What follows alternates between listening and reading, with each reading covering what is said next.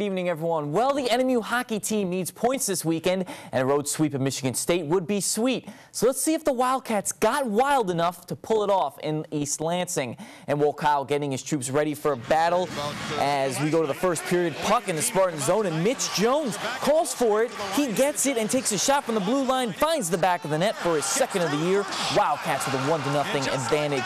But on the power play in the second are the Wildcats, but the Spartans capitalize as R.J. Boyd sends the puck to Lee Reamer, who's all alone as his wrister gets past Jared Crow for the shorthanded goal.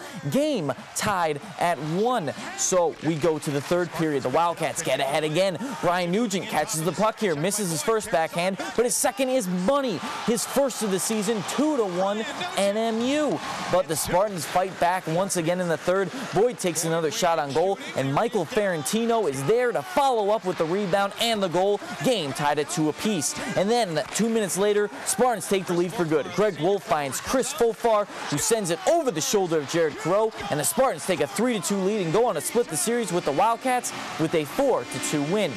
Let's go to Michigan Tech. They're taking on number 9, Minnesota State. First period, Tyler Elbricht then finds Dylan Magaroni, who puts it by Phoenix Copley, 1-0 Mavericks. Then Greg Pidula had a penalty shot in the second period after an interference, but his puck would hit the post and it would not convert. Still in the second period on the power play, and it would be Ariah Hayes for the one-timer goal, 3-0 Minnesota State. The third period, though, the Huskies do get on the board. Carl Nielsen sends the puck to CJ Ike, and Ike does the rest. Puts it in the back of the net for his second goal of the season, but Huskies get swept at Minnesota State by a score of 6-1. To high school hockey now, Escanaba hosting Hancock. Late in the third period, game tied at 2, and Escanaba's on the power play, but the Bulldogs come back on a 2-1, and Wade Hankey gets a shorthanded goal, 3-2 Bulldogs right there.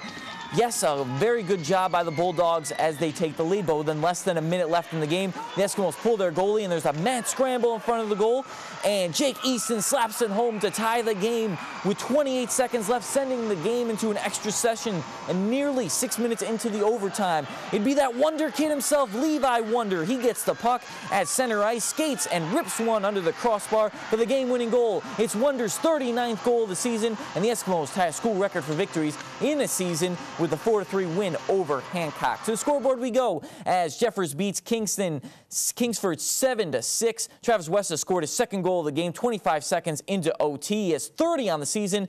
Kingsford, Ted and Reed Pidula had 2 goals and 2 assists each. Lake Superior State had a huge upset over Alaska Fairbanks, ranked 20th in the nation, 4-2 with that win. And Finlandia men and women get shut out on the road this weekend. Let's go to cross-country skiing, day 2 of the Michigan High School Cross-Country Ski Championships.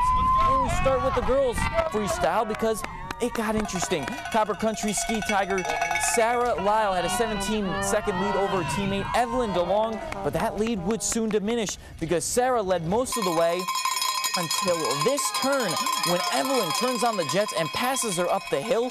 She would then cross the finish line first for a total time of 28 minutes and 7 seconds. Sarah finished right behind her 7 seconds later as the dynamic duo took first and second. And for Marquette, it would be Abby Potts. She finished in 5th place today. So we go to the boys' side where there was a little more comfort room for the racers, and around the last turn, Marquette's Blake Murray flew the course as he swoops around the bend here. The closest to him was Andrew Bruning of Traverse City Central, but he was far behind, going at full force toward the hill, but in the end, it would be Blake. He took his time, crossed the finish line with a time of 11 minutes and 15 seconds. Isaac Stone of the Ski Tigers came in 3rd, but Ben Wright of Marquette had the fastest time in the freestyle of 11 minutes and 5 seconds in that round. Congrats to all the skiers, excuse me. So let's go to the Upper Peninsula Swimming and Diving Finals in Marquette, and we'll start with the girls' 200-yard freestyle. The top-seeded swimmers are placed in lane 3, and that's where the winners of this race is located.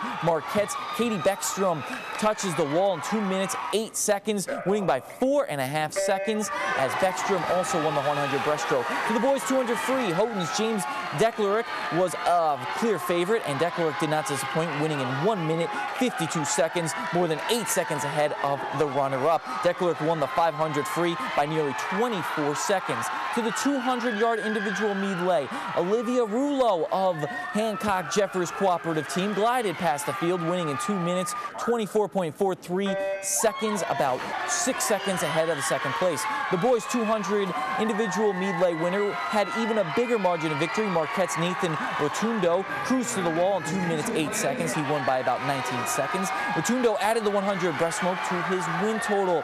Holden's Rebecca Jacek splashed and dashed her way to the wall in the 50-yard freestyle, just a little bit faster than the rest of the field in 25 seconds.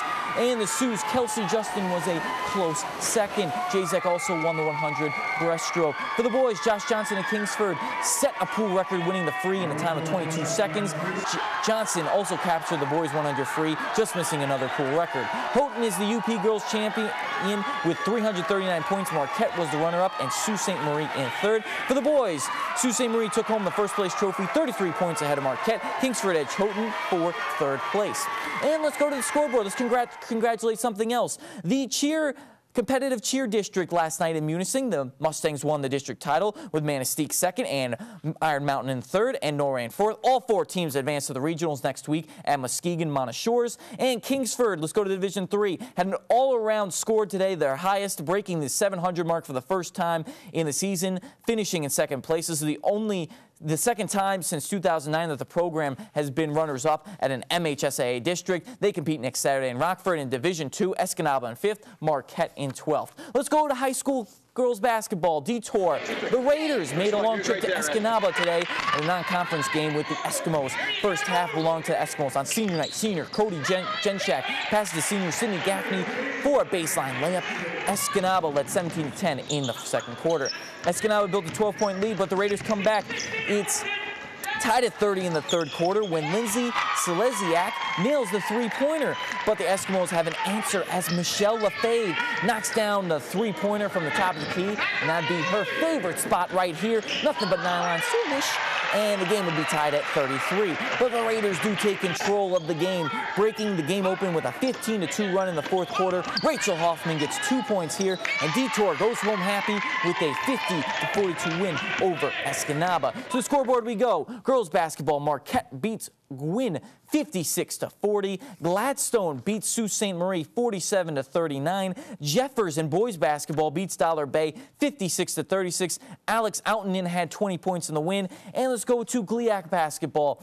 As for the men, they lost 53-50. Allie Hader had 25 points and 11 rebounds. And the women ended up winning by a big margin. The NMU men and women both lost. And Gabrielle, that's going to be it for sports. But tomorrow we'll talk about wrestling and the NMU track meet. All right, that sounds good to me. Yep. Thanks, Donnie. Coming up next, we'll take a look at what it's like to be a musher from a kid's point of view.